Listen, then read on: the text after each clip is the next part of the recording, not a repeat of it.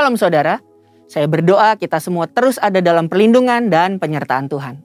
Ada pertanyaan, bagaimanakah seseorang dapat mempersembahkan persembahan yang hidup, kudus, dan berkenan kepada Allah? Voice of Pentecost kali ini, kita akan membahas paradigma baru dalam melakukan ibadah yang sejati. Pada masa pandemi COVID-19, tentunya kita memiliki kesulitan untuk melakukan pelayanan atau kegiatan rohani. Dalam Roma 12 ayat 1 dan 2, Rasul Paulus menasihatkan kita untuk mempersembahkan tubuh kita sebagai persembahan yang hidup, yang kudus, dan yang berkenan kepada Allah sebagai ibadah yang sejati. Sedangkan saat ini kita tidak bisa beribadah di gereja. Apakah ayat ini masih relevan? Ada beberapa kata yang harus kita perhatikan maknanya. Yang pertama, kata hidup. Hidup yang dipakai berasal dari kata Yunani, zao, yang secara harfiah berarti bernafas atau tidak mati. Bukan hanya itu saja, kata ini juga mengandung makna segar, kuat, dan efisien. Yang kedua, kudus. Kata kudus yang dipakai di sini berasal dari kata Yunani, hagios, yang secara harfiah berarti sakral atau murni, tidak bercacat secara moral. Orang percaya yang dikuduskan artinya dipisahkan dan disiapkan untuk setiap pekerjaan yang mulia. Yang ketiga, berkenan kepada Allah. Kata berkenan yang dipakai di sini berasal dari kata Yunani, evarestos, yang secara harfiah berarti menyenangkan atau dapat diterima. Dari ketiga makna tersebut, kita dapat memahami bahwa mempersembahkan tubuh kepada Tuhan haruslah menggunakan seluruh potensi atau karunia yang terbaik yang kita miliki, disertai dengan pertobatan dari dosa, berjalan sesuai dengan kehendak Allah, bukan sesuai keinginan kita. Dengan melakukan itu semua, kita sedang melakukan ibadah yang sejati.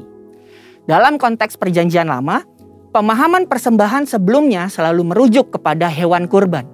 Dan hewan yang mau dipersembahkan haruslah tidak bercacat celah. Namun, karena Kristus telah mati bagi kita di atas kayu salib, maka Paulus menekankan bahwa tubuh kitalah yang menjadi persembahan itu sendiri. Artinya, dimanapun kita berada, kita sedang beribadah kepada Tuhan. Ada 3 cakupan di mana kita bisa melakukan ibadah yang sejati. Yang pertama, keluarga. Keluarga adalah persekutuan gereja dalam ukuran yang terkecil.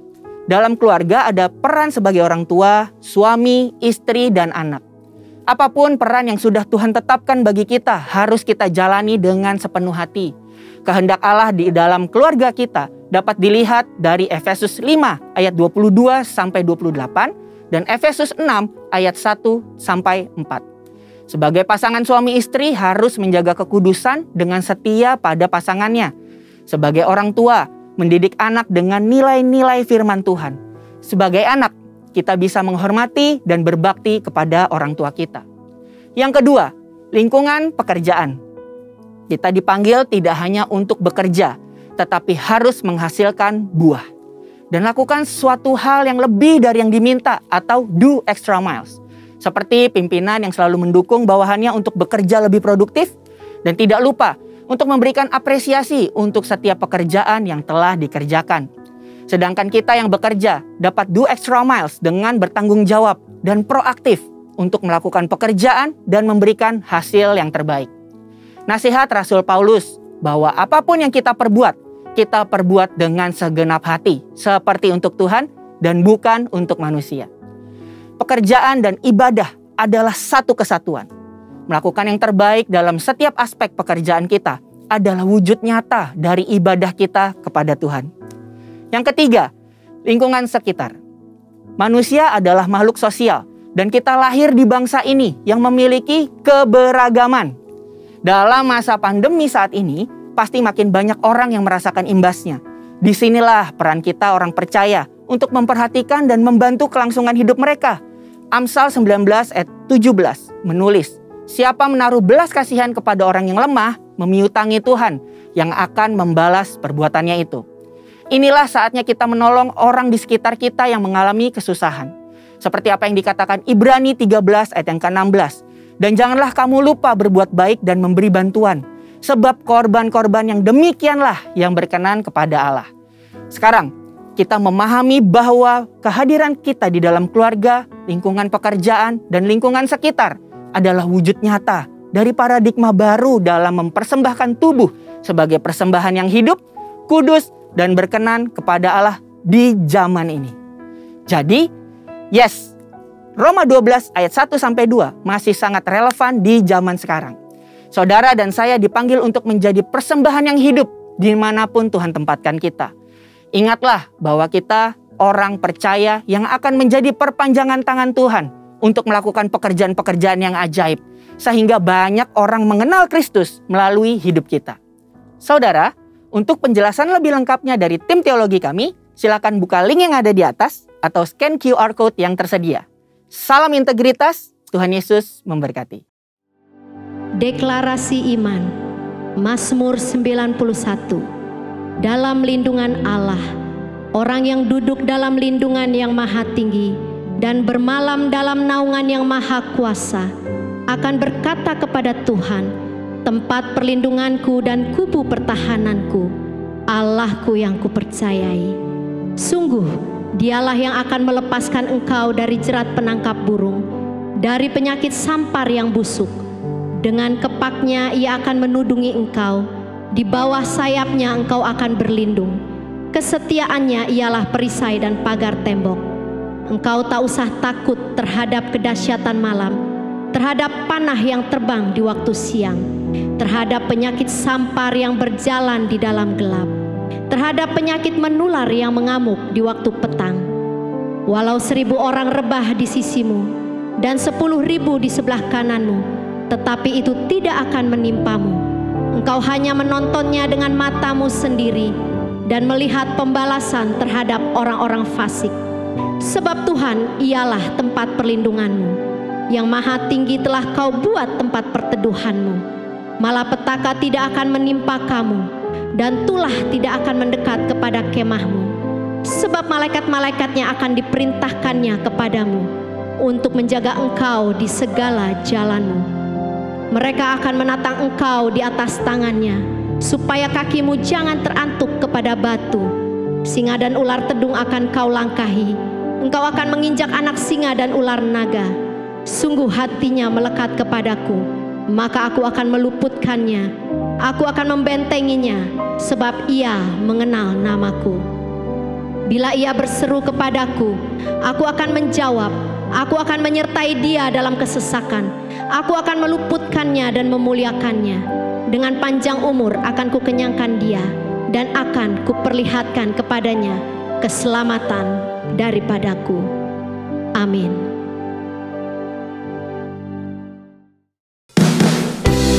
Umat-umat yang dipilih Tuhan, shalom. Haleluya.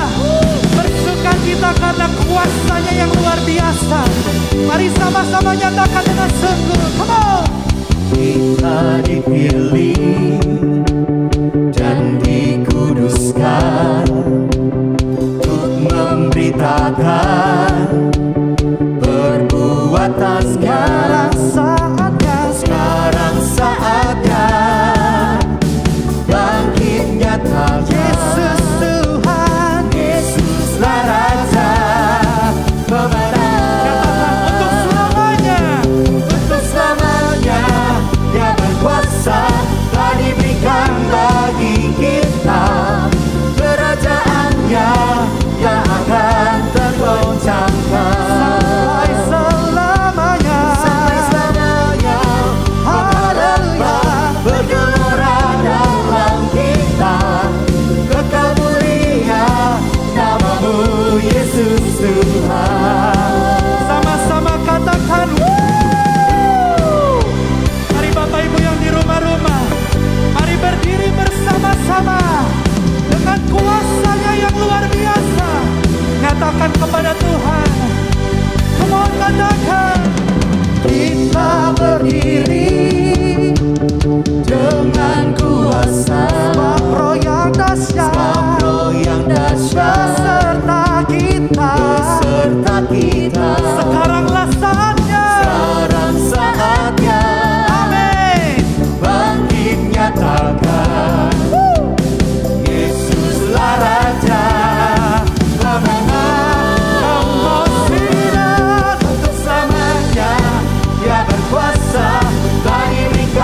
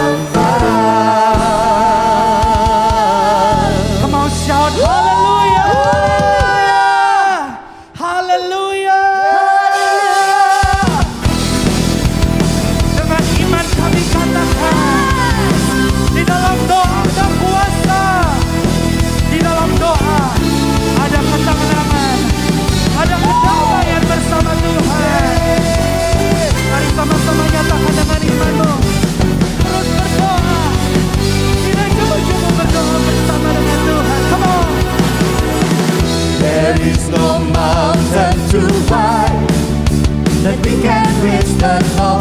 There is no ocean too wide that we cannot cross. With Jesus, there is nothing we can do. 'cause Jesus, He will answer. 'Cause Jesus, every answer when we call. Come on, shout!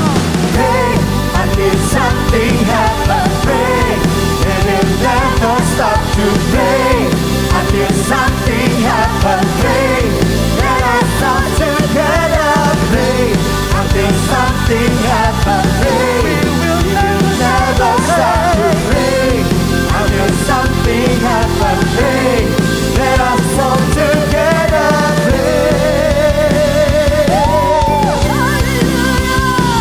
Mari kita pernah jemu-jemu berhenti untuk berdoa. Sama-sama nyanyikan lebih lagi buat Tuhan.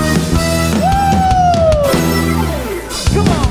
There is no mountain too high that we can reach the top. There is no ocean too wide that we cannot cross. Jesus, there's nothing. With Jesus, there is nothing we can do. 'Cause Jesus, 'Cause Jesus, I will let you go. mari melompat di rumah-rumahmu, nyatakan buat Tuhan. Pray until something happens. Pray, we will never stop to pray until something happens. Pray, let us all together pray until something happens. Pray, Dengan iman katakan, pray until something happens. Pray, let us all together pray until something happens. Pray, we will never stop to pray until something happens. Pray, let us all together pray until something happens. Pray, we will never stop to pray until something happens. Pray, let us all together pray. ini doa kami di hadapan Tuhan. Kami mau terus berharap hanya kepada Dia Bapa.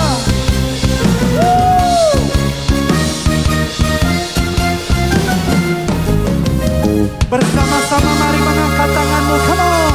Pray until something happens. Pray, we will never stop to pray until something happens. Pray, let us all together pray until something happens. Pray, we will never stop to pray until something happens. Pray, let us all together pray until something happens. Pray, we will never stop to pray until something happens. Pray, let us all together pray until something happens. Pray, let us never stop to pray until something happens. Pray, let us all together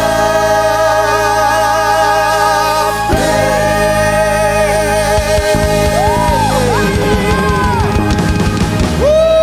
Tepuk tangan buat Yesus kita. Haleluya. Haleluya. Haleluya. Kami tahu kami berdoa, maka kemuliaan-Mu tercurah ya Bapa. Kami tahu kemuliaan-Mu melebihi segala-galanya di hidup kami. Thank you Lord Jesus. Haleluya, haleluya.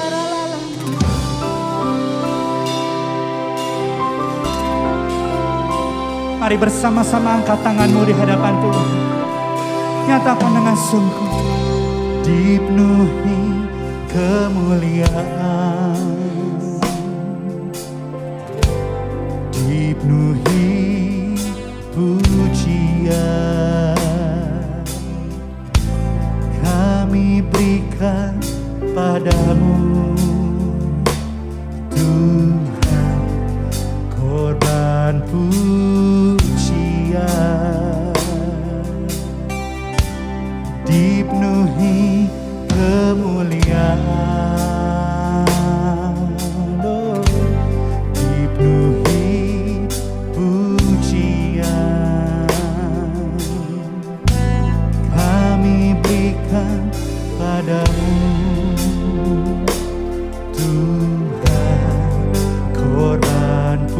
pujian. Kau saja yang suci, Kau saja yang layak, Kau layak terima glory. Yesus, Kau Tuhan, Kau saja yang suci, Kau saja yang layak,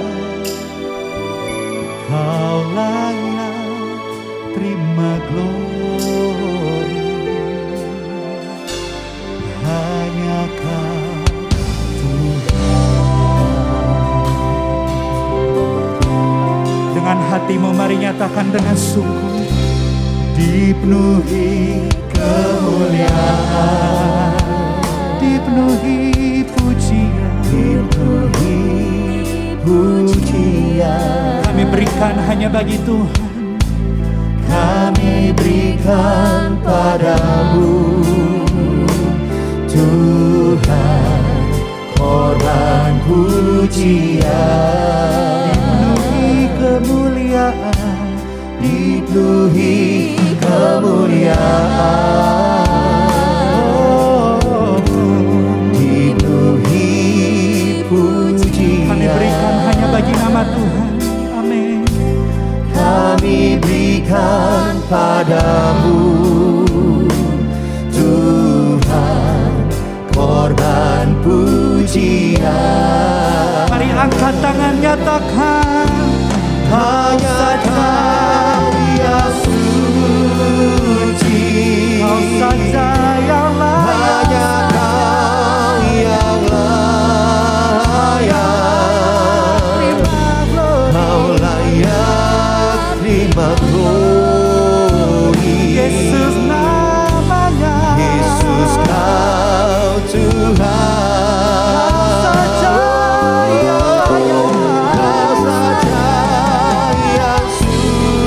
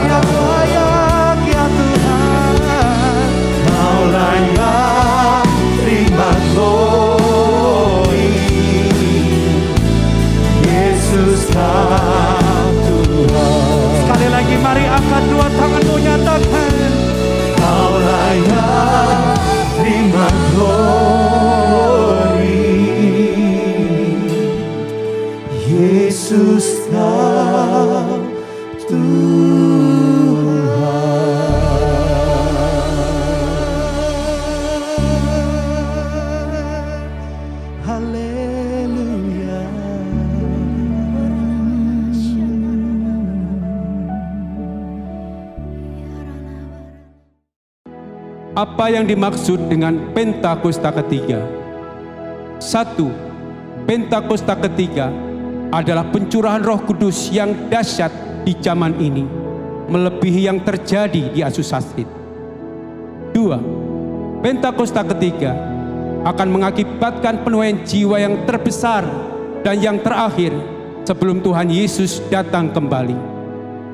3. Pentakosta ketiga akan membangkitkan generasi Yeremia, yaitu anak-anak muda yang dipenuhi Roh Kudus, cinta mati-matian kepada Tuhan Yesus, tidak kompromi terhadap dosa, dan akan bergerak untuk memenangkan jiwa.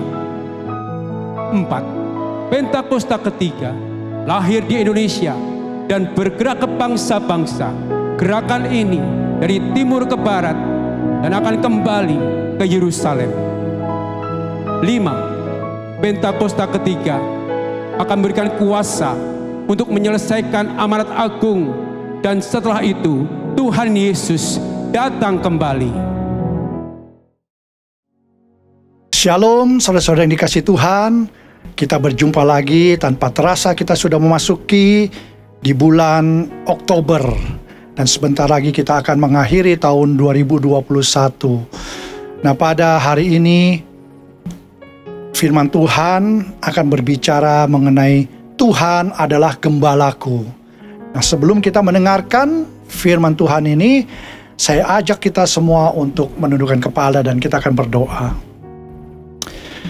Tuhan, terima kasih untuk hari ini, karena kami tahu Tuhan akan berbicara kepada setiap kami. Tuhan, Engkau akan memperlengkapi kami, Engkau mengurapi kami. Kami akan duduk diam di bawah kaki-Mu mendengarkan firman-Mu. Terima kasih Bapa, terima kasih. Engkau Allah yang baik, Engkau Tuhan yang luar biasa dalam hidup kami. Dalam nama Tuhan Yesus kami berdoa. Amin. Nah, saudara-saudara yang dikasihi Tuhan, Tuhan adalah gembalaku ada di dalam kitab Mazmur. Kitab Mazmur ini adalah sebuah kitab yang unik, karena kitab Mazmur ini berfokus kepada karakter Tuhan. Siapa Tuhan itu dan apa yang Dia lakukan buat kita. Kitab ini berbicara dari sisi kemanusiaan. Artinya pengalaman manusia bersama dengan Tuhan. Contohnya seperti Daud dengan Tuhan. Dan karena kehidupan orang Kristen ini, kehidupan orang percaya tidak selalu cerah, kadang kita melalui lembah yang kelam, maka kitab Mazmur ini sangat menghibur. Kita sedang mengalami patah semangat, maka kitab ini akan memberikan pengharapan. Kitab ini akan memberikan kekuatan kepada setiap kita. Mazmur 23 ini adalah kitab Mazmur yang paling terkenal. Saudara, kalau membaca ini kitab Mazmur 23 ini hanya ada 6 ayat. Saudara baca, kita ini agak sulit untuk mengerti sepenuhnya arti atau implikasi dari setiap ayat yang luar biasa ini, kecuali kita menempatkan diri kita sebagai seorang gembala atau sebagai seorang domba.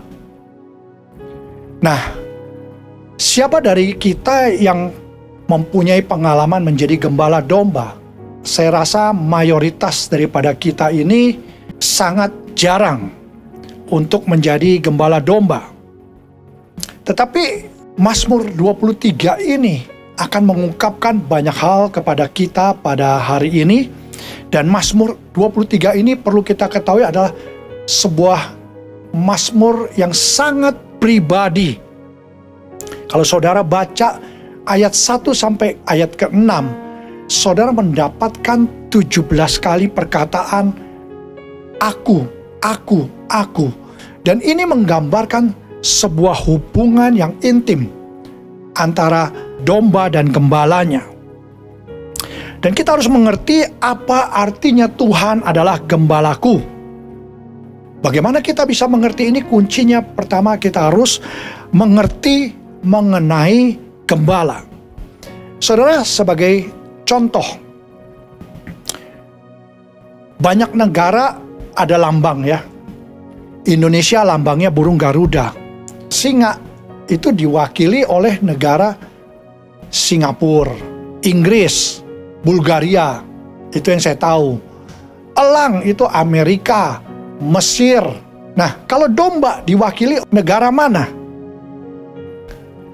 Saudara, kalau saudara Google search, ternyata tidak ada negara yang memakai lambang domba. Domba ini adalah lambang dari orang Kristen. Saya percaya Tuhan menciptakan domba bukan sekedar untuk dimakan atau bulunya dipakai sebagai wool untuk perhiasan, tapi lebih daripada itu untuk mengingatkan siapa saudara, siapa saya. Karena kita digambarkan sebagai seekor domba. Nah, Alkitab katakan di dalam Yesaya 53 ayat 6, kita sekalian sesat seperti domba. Masing-masing kita mengambil jalannya sendiri. Tetapi Tuhan telah menimpakan kepadanya kejahatan kita sekalian.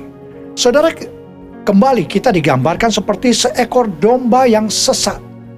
Seekor domba, saudara tahu, domba itu ada banyak binatang yang cerdik seperti kancil. Tapi untuk domba nggak terkenal karena kecerdikannya atau kecerdasannya. Dan domba ini mudah bertanya-tanya. Mereka nggak punya sense arah yang baik. Itu sebabnya mereka mudah tersesat. Dan domba juga adalah seekor hewan yang tidak berdaya. Tidak bisa menjaga dirinya sendiri, melindungi dirinya sendiri. Bahkan serigala yang paling kecil pun bisa memakan domba yang paling besar. Hal ini menunjukkan, saudara, bukankah kita sebagai manusia juga mengalami hal yang seperti demikian? Kita mudah tersesat, kita lemah, kita tidak berdaya. Itu sebabnya melalui Mazmur 23 ini, Tuhan mengingatkan kepada setiap kita bahwa kita memerlukan seorang gembala. Dan Tuhan adalah gembala kita. Tuhan adalah gembalaku. The Lord is my shepherd. Saudara, dikatakan Tuhan adalah, ini bukan Tuhan yang yang masa lalu, atau Tuhan yang akan datang. Tetapi ini sedang berbicara sekarang. Saat ini, Tuhan adalah gembala kita. Nah, saudara, kita perlu tahu apa yang menjadi tugas daripada seorang gembala. Apa yang gembala lakukan buat domba-dombanya. Kita perlu mengetahui hal ini. Yang pertama, dia menyediakan. Yang kedua, dia menuntun. Yang ketiga, dia melindungi.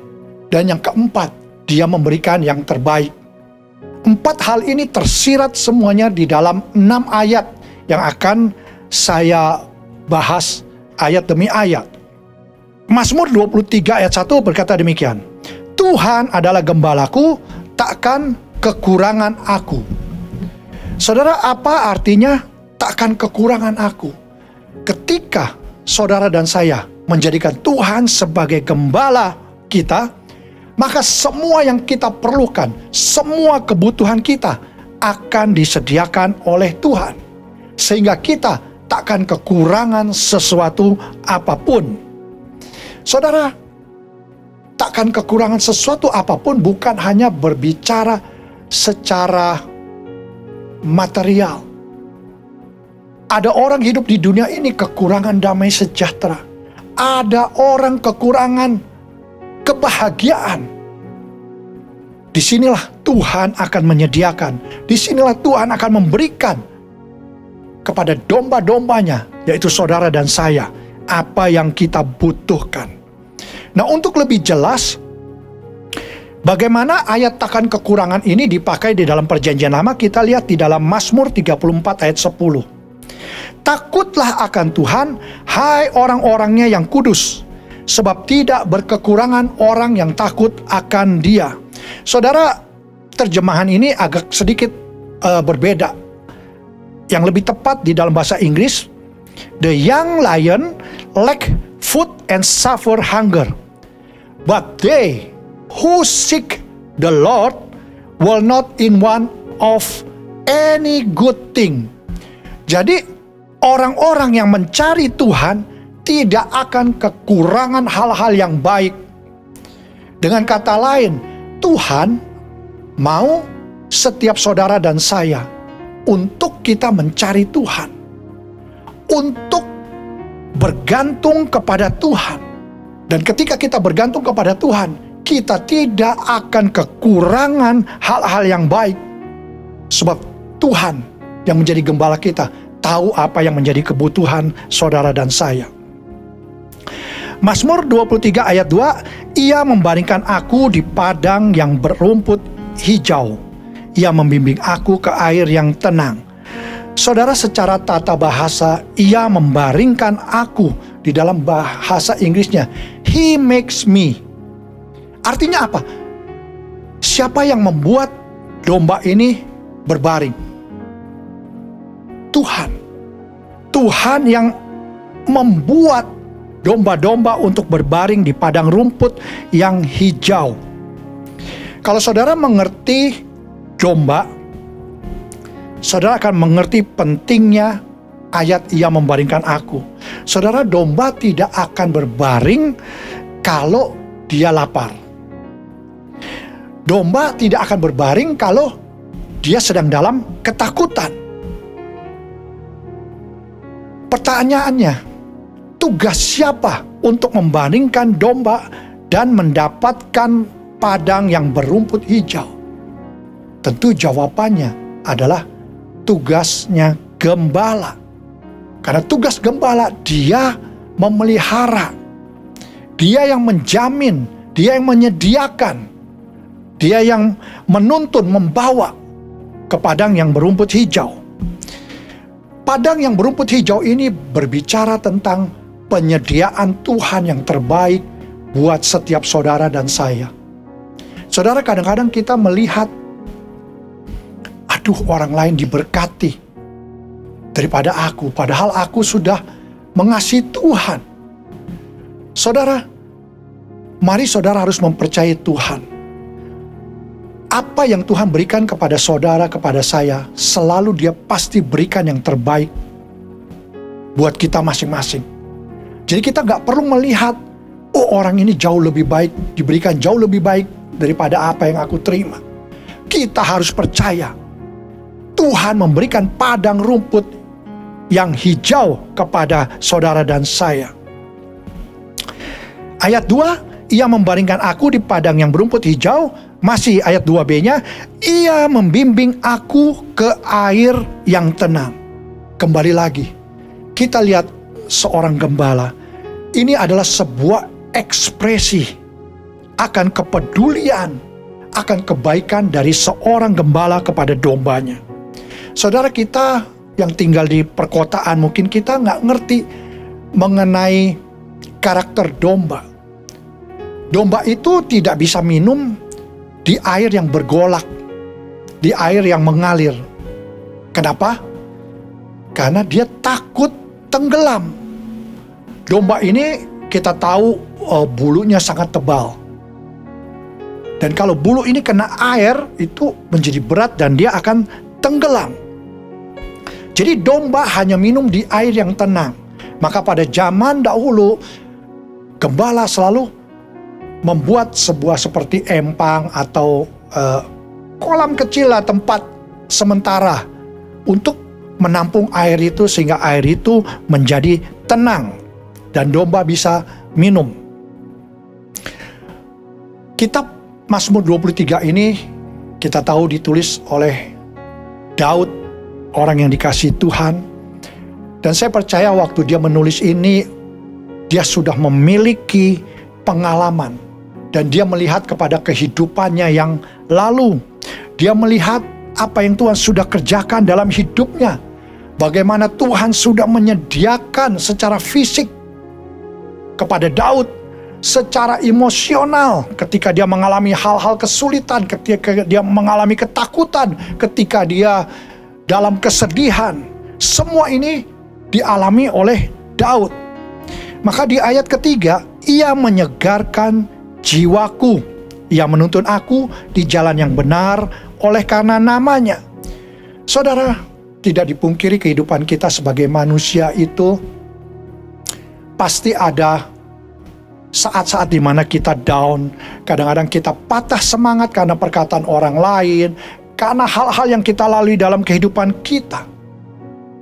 Dan saya mau ceritakan yang saya ambil, ada seorang bisnismen yang bernama J.C. Penney, yang belakangan itu menjadi nama gerainya, nama tokonya. J.C. Penney ini adalah seperti kalau di kita Dep Store Matahari gitu ya. Dan J.C. Penney ini pada awalnya dia hidup sangat miskin. Ayahnya adalah seorang gembala dan ayahnya mendidik dia dengan didikan Tuhan. Mengajar dia untuk jujur, mengajar dia punya etika, mengajarkan dia kerja keras, dan terutama dia mengajarkan untuk melakukan kepada orang lain seperti yang dia ingini orang lain lakukan kepada dia. Nah, ternyata perlahan demi perlahan bisnisnya ini menjadi sukses. Dan dia punya toko. Pertama-tama itu dinamainya Golden Rule. Golden Rule ini artinya itu tadi, lakukanlah kepada orang lain seperti kamu ingini orang lain melakukan kepada kamu.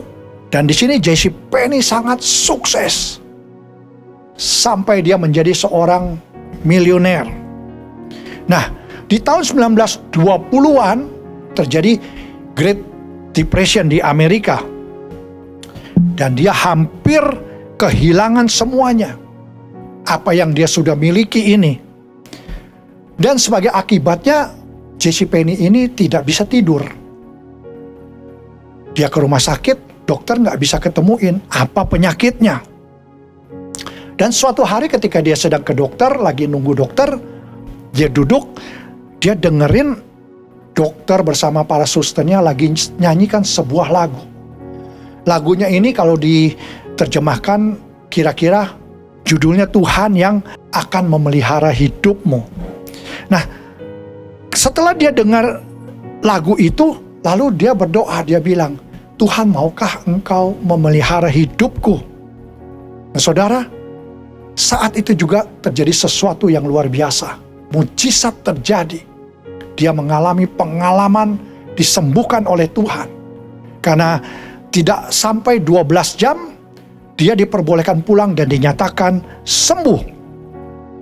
Saudara, kadang-kadang kita dalam hidup ini mengalami kegelisahan, ketakutan, kekhawatiran, kecemasan. Apalagi di saat-saat seperti ini, di masa-masa pandemi COVID.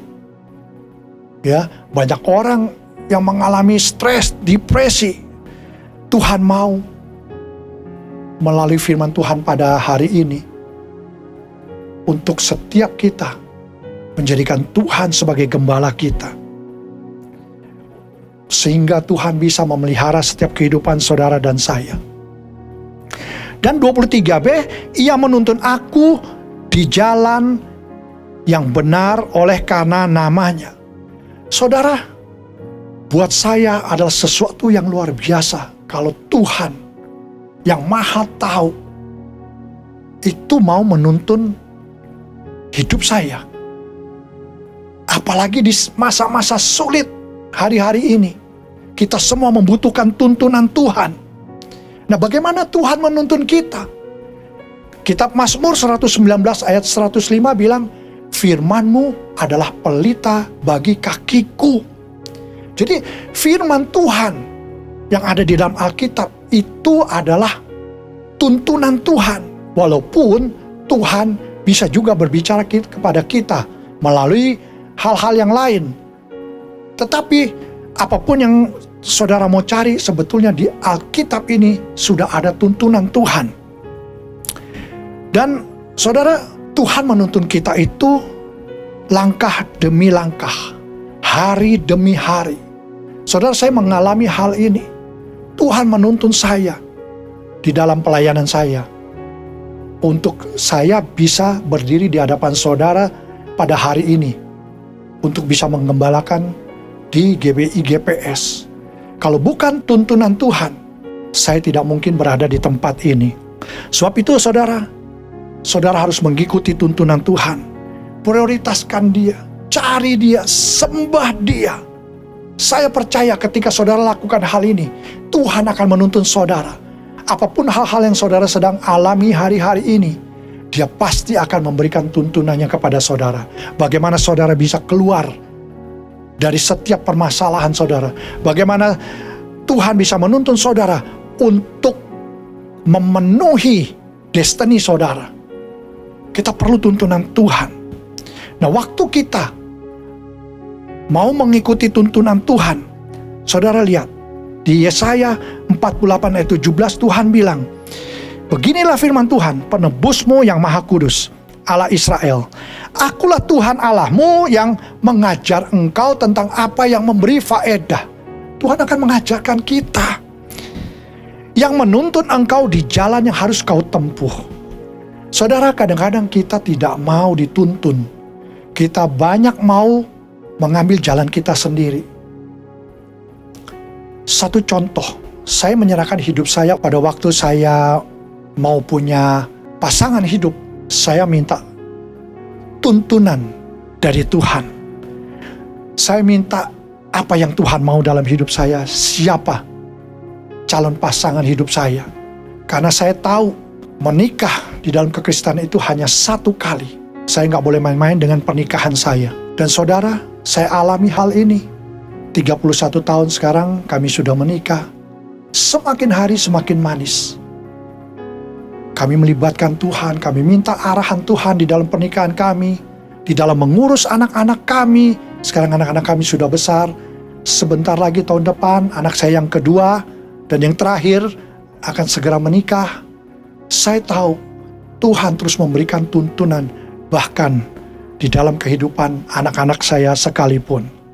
Nah, saudara, sampai sini saya mau saudara melihat bagaimana kita mempunyai seorang gembala. Hati gembala kita ini hati gembala yang luar biasa. Gembala yang tidak pernah mengecewakan setiap kita. Tuhan tahu ada banyak jalan yang bergelombang di dalam kehidupan kita. Tapi Tuhan mau. Dia mau kita menjadikan Dia sebagai gembala. Karena Dia akan menyediakan. Dia akan menuntun. Dia akan melindungi. Dan Dia akan memberikan berkat-berkatnya yang terbaik buat setiap kita. Nah, kalau kita mengikuti jalan Tuhan, kita taat ikuti, maka Yesaya 48 ayat 18 dikatakan demikian. Sekiranya engkau memperhatikan perintah-perintahku, maka damai sejahteramu akan seperti sungai yang tidak pernah kering, dan kebahagiaanmu akan terus berlimpah seperti gelombang-gelombang laut yang tidak pernah berhenti.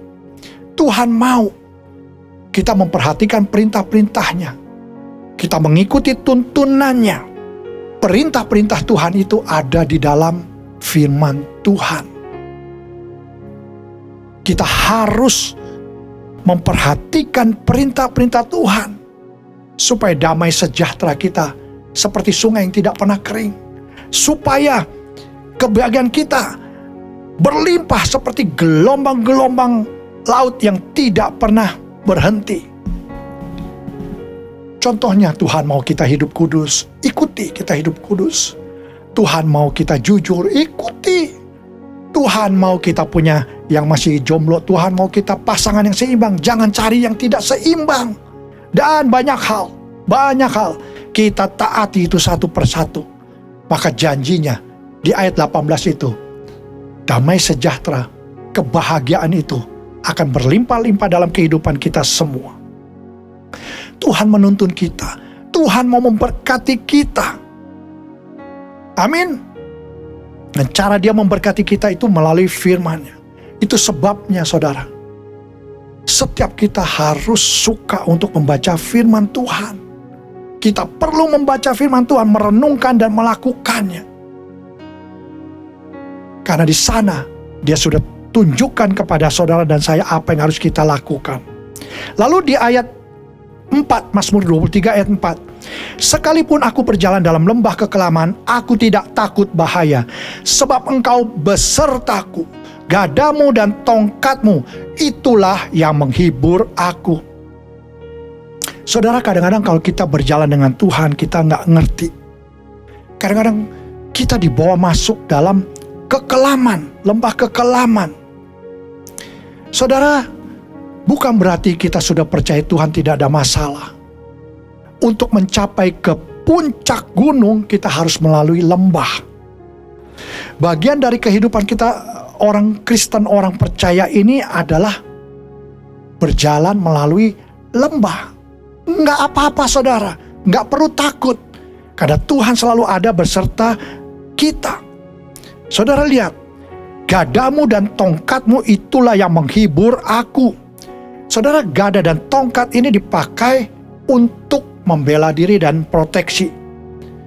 Gada ini panjangnya kira-kira nggak sampai setengah meter dan terbuat dari akar pohon yang kuat. Saudara tahu, gada ini dipakai oleh gembala sebagai senjata untuk menghajar, untuk memukul dan membunuh binatang-binatang buas yang mau menyerang domba-domba piaraannya. Saudara, gada juga berbicara tentang jaminan Allah, jaminan Tuhan untuk saudara dan saya yang menjadi domba-dombanya di dalam menghalau bahaya yang ada di hadapan kita. Nah, berbicara tentang tongkat. Tongkat ini panjangnya kira-kira 1,8 meter dan ujungnya ada kaitnya. Kegunaan dari tongkat ini dipakai untuk mendekatkan domba-domba yang kadang-kadang dia mau lari sendiri. Nah, itu ditarik, dikait. Untuk dituntun, dibawa di jalan yang benar, yang sesuai gembalanya mau. Dan untuk apa? Untuk menyelamatkan dari kesulitan. Kalau dia berpencar, dia pergi sendiri, menghilang sendiri, dia bisa diterkam oleh hewan-hewan buas, binatang buas. Dan tongkat ini adalah lambang sebagai tuntunan Tuhan di dalam kehidupan saudara dan saya. Begitu besar Tuhan mengasihi kita semua. Begitu besar. Saudara harus mengalami hal ini. Mazmur 23 ayat 5. Engkau menyediakan hidangan bagiku di hadapan lawanku. Engkau mengurapi kepalaku dengan minyak. Pialaku penuh melimpah. Saudara, domba tidak akan makan ketika dia sedang berada dalam bahaya. Tapi anehnya, walaupun ada bahaya, jika ada gembalanya, maka dia akan tetap makan. Kenapa? Karena dia di sana merasa ada jaminan, ada yang melindunginya. Walaupun ada serigala, binatang buas, dia tetap makan. Dia tetap makan. Kenapa? Untuk seekor domba, keamanannya. Bukan karena tidak ada bahaya, tapi keamanannya karena ada gembala yang berserta dengan dia. Tuhan mau bicara kepada setiap kita. Keamanan kita bukan ada pada diri kita sendiri. Bukan apa yang kita miliki. Tapi keamanan kita yang sejati adalah ketika Tuhan yang adalah gembala kita, dia hadir bersama-sama dengan kita. Engkau menyediakan hidangan. Saudara, Tuhan sediakan sebuah pesta di hadapan lawanku. Saudara, inilah gambaran tadi. Di hadapan lawan pun Tuhan sediakan pesta. Kita nggak perlu takut. Engkau mengurapi kepalaku dengan minyak. Pialaku penuh melimpah. Saudara, apa maksudnya pialaku penuh melimpah? Salah satu masalah yang terbesar di Timur Tengah adalah ketika musim panas datang. Di musim panas ini ada banyak lalat. Dan salah satu musuhnya domba ini adalah lalat. Lalat ini akan masuk, dia akan mencoba masuk ke hidung daripada domba ini dan bertelur. Nah, kalau telurnya sampai menetas, itu akan mengakibatkan kegatalan yang luar biasa sampai domba itu bisa blangsatan. Oleh karena itu, mereka taruh minyak zaitun di muka dan di hidung, dibalur gitu dengan minyak zaitun, sehingga licin, dan dengan demikian mencegah lalat ini untuk masuk ke dalam hidung mereka. Sekali lagi, ini adalah gambaran proteksi, perlindungan dari seorang gembala yang hati-hati dalam memelihara dombanya. Itu sebabnya Daud bilang, Tuhan adalah gembalaku. Saudara, Tuhan tidak saja menyediakan, menuntun, tapi Dia juga melindungi kita. Pialaku penuh melimpah. Ini gambaran dari sebuah berkat. Mazmur 23 ayat 6. Kebajikan dan kemurahan belaka akan mengikuti aku seumur hidupku, dan aku akan diam di dalam rumah Tuhan sepanjang masa. Saudara, kebajikan ini dalam bahasa aslinya adalah tobe, adalah sesuatu pokoknya yang menyenangkan, yang indah, yang luar biasa, yang diberikan kebaikan-kebaikan. Kemurahan itu keset. Artinya dalam terjemahan-terjemahan lainnya itu bisa juga berupa belas kasihan. Tapi kemurahan ini lebih daripada sekedar belas kasihan. Ini adalah sebuah anugerah, sesuatu yang kita nggak layak terima, tapi yang terbaik ini Tuhan sediakan untuk saudara dan saya yang menjadikan Dia sebagai gembala. Dan ini adalah sebuah janji tanpa syarat yang diberikan Tuhan kepada kita. Janji dari satu sisi, terlepas kita ini bagaimana Tuhan memberikan janji ini kepada setiap kita. Ini adalah sebuah kebaikan Tuhan yang tanpa syarat. Akan mengikuti aku seumur hidupku. Kebajikan kemurahan akan mengikuti kita seumur hidup kita. Saudara, terjemahan aslinya bukan saja mengikuti, mengejar saudara dan saya. Saudara lihat, ketika kita hidup intim dengan Tuhan, ketika kita menjadikan Dia gembala, ketika kita mengandalkan Dia, kita berlindung kepada Dia, hal-hal yang baik ini akan mengejar kehidupan kita. Amin. Saudara nggak perlu kejar berkat-berkat Tuhan. Dia akan datang kepada saudara. Percayalah akan hal ini. Dia akan mengejar saudara. Belas kasihan, anugerah, kebaikan Tuhan akan mengejar kehidupan anak-anak Tuhan, akan mengejar ketika kita berjalan bersama dengan Dia, ketika kita menjadikan Dia sebagai gembala, ketika kita mengikuti tuntunan Dia. Dan aku akan diam dalam rumah Tuhan sepanjang masa. Saudara, ini adalah berkat yang paling besar yang diberikan Tuhan kepada saudara dan saya. Apa itu? Kehidupan yang kekal. Bersama dengan Tuhan selama-lamanya. Wow, di zaman perjanjian lama, Tuhan tinggal di kemah suci. Tapi satu hari kelak nanti, tahukah saudara, ketika kita dijemput Tuhan, kita akan selalu bersama-sama dengan Tuhan. Dan kita akan memiliki sebuah kehidupan yang kekal. Nah saudara, siapa gembala yang baik itu? Yang dari tadi saya katakan, Dia adalah gembala yang agung. Yohanes 10 ayat 11 berkata, Akulah gembala yang baik. Tuhan Yesus sendiri yang berkata, Akulah gembala yang baik. Gembala yang baik memberikan nyawanya bagi domba-dombanya. Saudara, kalau kita mengerti dan menangkap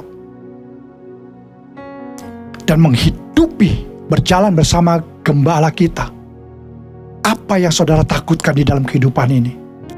Pertanyaannya, apakah saudara sudah mengenal Dia? Apakah saudara sudah mengenal gembala saudara, yaitu Tuhan Yesus?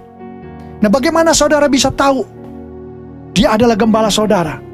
Di dalam Yohanes 10 ayat 27, kita diberikan dua kondisi.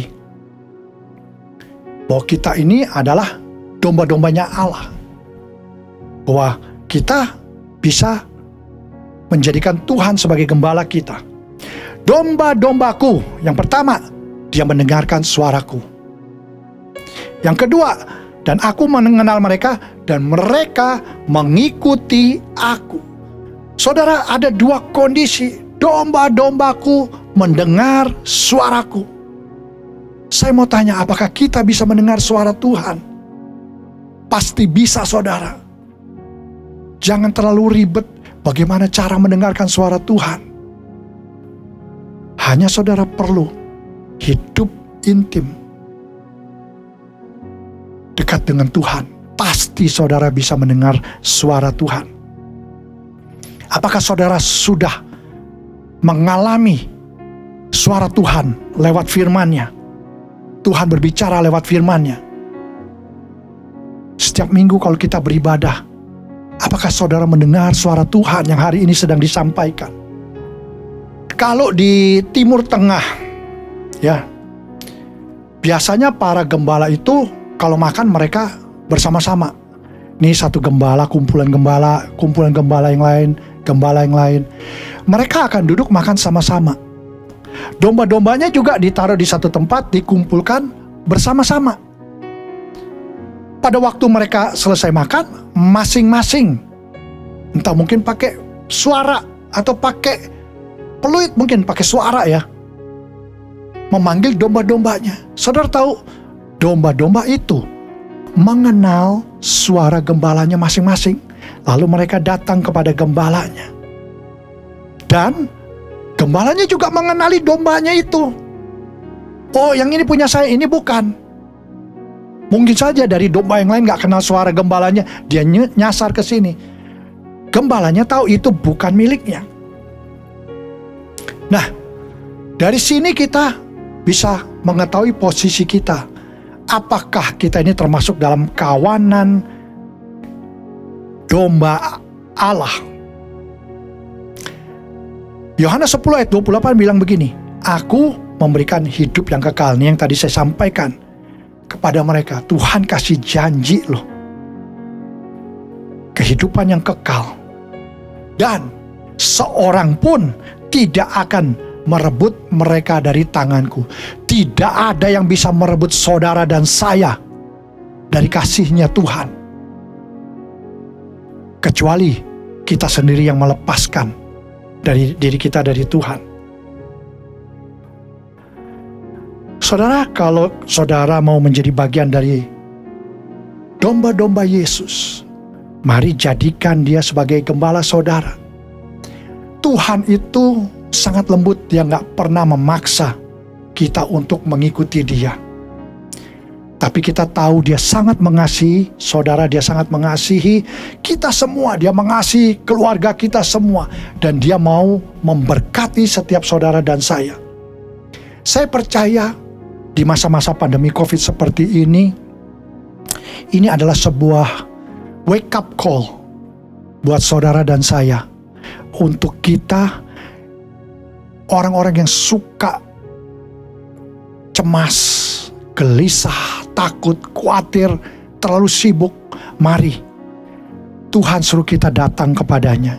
Tuhan mau kita menjadikan dia sebagai gembala dia yang baik. Tuhan mau kita bergantung kepada dia. Apakah saudara mau? Apakah saudara mau mengalami penyediaan Tuhan? Apakah saudara mau mengalami tuntunan Tuhan? Apakah saudara mau mengalami perlindungan Tuhan? Apakah saudara mau menerima berkat-berkat Tuhan yang terbaik yang dia sediakan buat saudara dan saya? Tuhan berkata hari ini, akulah gembala yang baik. Aku akan berikan nyawaku untuk kamu. Pertanyaannya, apakah saudara mau menjadikan Yesus sebagai gembala saudara? Apakah saudara mau mengikutinya?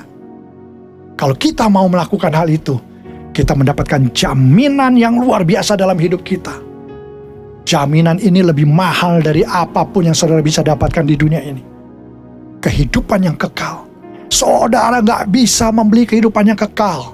Seperti cerita seorang pemimpin itu yang bertanya kepada Yesus, Guru, apa yang harus aku lakukan untuk bisa ke surga? Dia pikir bisa melakukan sesuatu untuk menerima kehidupan yang kekal. Tidak. Ini anugerah yang Tuhan berikan kepada saudara dan saya. Kalau kita mau mengikuti, ketika kita menjadikan Tuhan sebagai gembala yang baik, kita tidak kekurangan, tapi juga Dia memberikan janji yang terbaik, kehidupan yang kekal. Dia memberikan damai sejahtera, Dia memberikan sukacita, dan kita akan tinggal di rumah Tuhan bersama-sama dengan Tuhan sampai selama-lamanya. Saya mengajak saudara untuk merenungkan firman Tuhan ini. Dan inilah waktu yang tepat. Dengan keadaan yang ke depan semakin tidak baik. Tapi saudara jangan khawatir.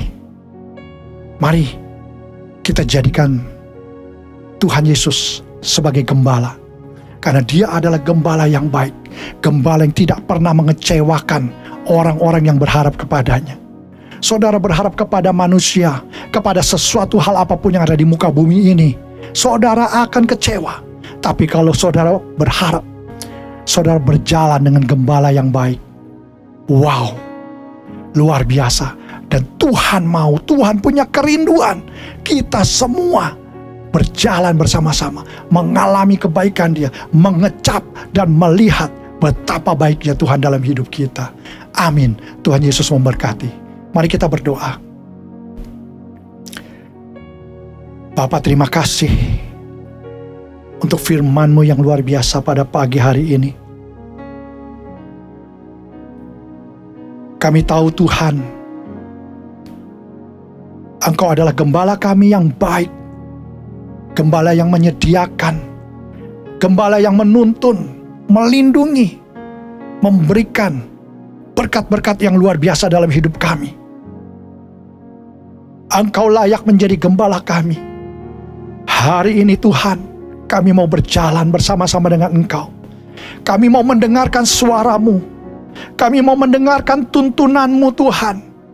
Kami mau Engkau memberikan arahan kepada kami. Jalan mana yang harus kami tempuh. Sehingga destiny yang Tuhan Engkau sudah siapkan buat setiap kami, itu terjadi dalam kehidupan kami, digenapi. Terima kasih Bapa. Terima kasih. Kami tidak akan pernah takut lagi. Karena sekarang kami mengerti ada perlindungan yang sempurna pada kami. Karena Engkau adalah gembala kami dan Engkau berjalan bersama dengan kami. Tuhan, terima kasih. Segala pujian, hormat, syukur kami berikan kepadamu. Engkau yang akan memberkati anak-anak-Mu Tuhan. Dimanapun mereka berada saat ini Tuhan. Mereka yang mendengar, biarlah mereka mau menjadikan Engkau juga sebagai gembala yang baik. Biar mereka bisa mengalami hal-hal yang luar biasa di dalam kehidupan mereka. Terima kasih Bapa. Dalam nama Tuhan Yesus kami berdoa. Amin. Mari saya ajak saudara untuk menyediakan roti dan anggur. Sebentar kita akan masuk dalam perjamuan kudus. Saudara, perjamuan kudus ini setiap kali kita makan dan minum, Tuhan mau kita mengingat apa yang Tuhan sudah kerjakan buat setiap kita. Mari kita mengucap syukur kepada Tuhan. Dia sudah mati di atas kayu salib buat kita semua, untuk menebus setiap dosa-dosa kita. Dan oleh karenanya kita dibenarkan. Oh, terima kasih Tuhan. Terima kasih buat apa yang Kau sudah kerjakan dalam hidup kami. Kau datang ke dunia ini menjadi manusia, mati di atas kayu salib untuk menghapus setiap dosa-dosa kami. Kami mengucap syukur buat ini semua Tuhan. Tanpa ini Tuhan, kami semua pasti binasa. Itu sebabnya kami naikkan ucapan syukur kami saat ini Tuhan, sebelum kami makan roti dan minum anggur. Dan Tuhan kuduskan, layakkan kami untuk dapat duduk sehidangan dengan Engkau. Terima kasih Bapa. Terima kasih Tuhan Yesus. Kita angkat roti kita di tangan kanan tinggi-tinggi. Dan sesudah itu ia mengucap syukur atasnya. Ia memecah-mecahkannya dan berkata, inilah tubuhku yang diserahkan bagi kamu. Perbuatlah ini setiap kali kamu memakannya. Saudara-saudara dikasih Tuhan, bukankah roti yang kita pecah-pecahkan adalah persekutuan dengan tubuh Kristus? Mari kita makan dalam nama Tuhan Yesus. Kita angkat cawan kita tinggi-tinggi. Demikian juga ia mengambil cawan sesudah makan, lalu berkata, cawan ini adalah perjanjian baru yang dimeteraikan oleh darahku. Perbuatlah setiap kali kamu meminumnya, menjadi peringatan akan aku. Kekasih-kekasih Tuhan, bukankah cawan pengucapan syukur yang atasnya kita ucapkan syukur adalah persekutuan dengan darah Kristus? Mari kita minum dalam nama Tuhan Yesus.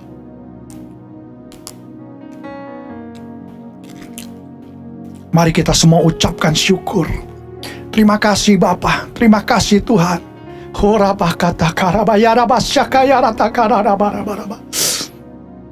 Makasih Tuhan Yesus, Engkau baik. Engkau baik, Kau sungguh baik, Kau sangat baik. Oh, urapi semua umat-Mu Tuhan, dimanapun mereka berada. Anak-anak-Mu Tuhan, anak-anak-Mu lindungi mereka semua Tuhan. Berkati mereka berlimpah-limpah. Mari saya ajak semua untuk mengangkat tangan di hadapan Tuhan untuk menerima berkat Tuhan. Kekasih-kekasih Tuhan, saat ini terimalah damai sejahtera, sukacita, berkat yang berlimpah-limpah dari Bapa di surga melalui anaknya yang tunggal, Yesus Kristus Tuhan, dan persekutuan yang manis bersama dengan Roh Kudus menyertai saudara-saudara mulai hari ini sampai Tuhan Yesus datang untuk kedua kalinya, bahkan sampai selama-lamanya. Mari kita semua bersama-sama katakan amin. Tuhan Yesus memberkati saudara semua.